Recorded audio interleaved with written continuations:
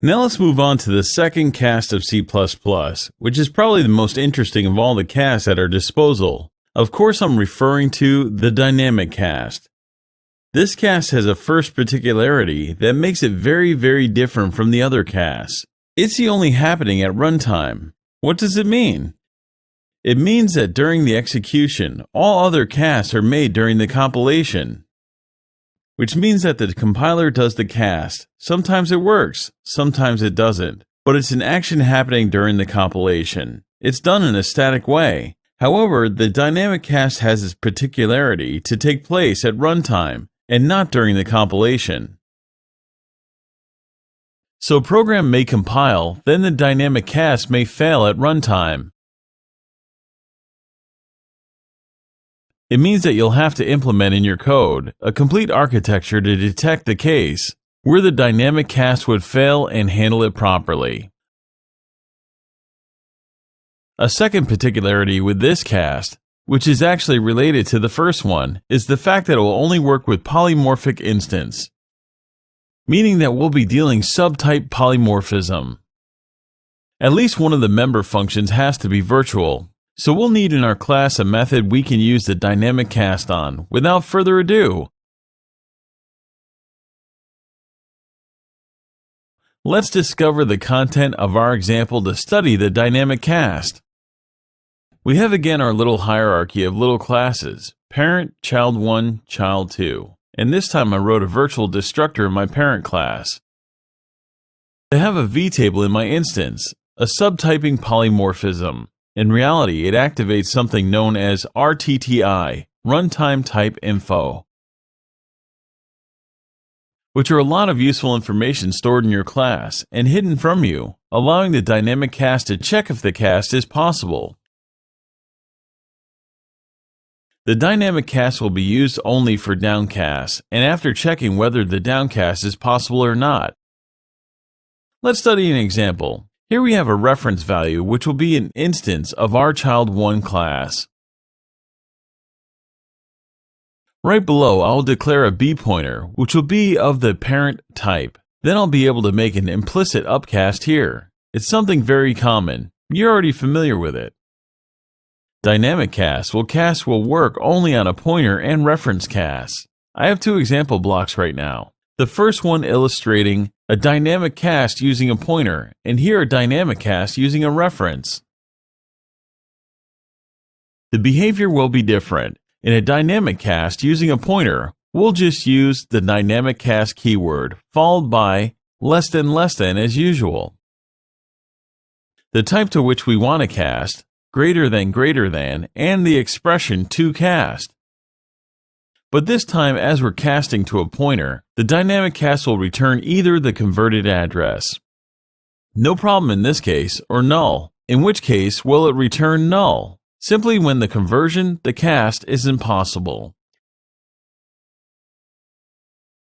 Here we know that our A instance is a child 1. We have a parent address, so the actual type is child 1 considering the parent address. From there, it's possible to do a dynamic cast to a child 1. A child 1 address. To make sure that we'll see at runtime if that the dynamic cast returns a null, I will say that the conversion is incorrect. And if it returns anything other than a null, meaning that the good address has been converted, I'll output conversion OK. 412. Now let's see the case of a cast to a reference. Here, I don't want to cast my parent to a child 1 address, but to a child 2 reference. So here the principle is that I will unreference my parent to be able to make a conversion and for the types to be coherent. Reference to unreferencing. But what's interesting is the fact that I want to cast dynamically to a child 2 and not a child 1. So we'll see that the actual type being a child 1, this dynamic cast will fail. If we're dealing with a reference, it's not possible to return a null pointer.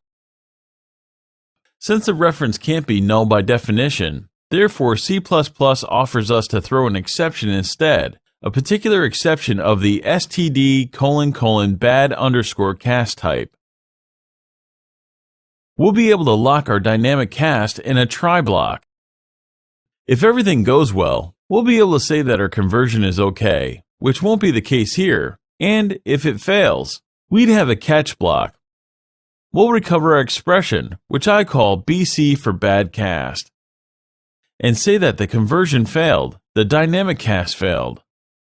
By the way, we'll output the content of the exception. Let's see this dynamic cast in action, so I'll compile this example. As we can see, it's compiling, even in the case when the dynamic cast is supposed to fail. Remember that it happens at runtime, not during the compilation. So the compilation goes smoothly. However, as I run my program, I can see in the first case, with the dynamic cast on a child1 instance, it worked since the actual type hidden behind parent was child1. But in the second case, the one with the conversion to a reference, I asked for a reference to the child2 type, which isn't the actual type. Then the dynamic cast will check what is actually under the parent pointer. Do I have a child1 type or a child2 type? When I asked for a child1 type, it worked. But here as I was asking for child2 type, the actual type isn't the child2 type. The dynamic cast will fail. In the case with a reference, an exception is raised, and here we can see that the conversion didn't happen, and we threw an exception of the bad_cast type. So you might be wondering what the dynamic cast will be used for. Since we have our class hierarchy, we know them. We wrote our classes, and from there we can make static casts, because we know the right direction. We are responsible for our acts. I agree with that. But there is a case in programming you are not familiar with yet, which will allow you to add plugins to an application. For example, let's assume that you extend your software using libraries as plugins, and of course, in this plugin, your code will be grouped under a class. In your main application, you'll have a collection of all these plugins, but the class present in this plugin will be different every time.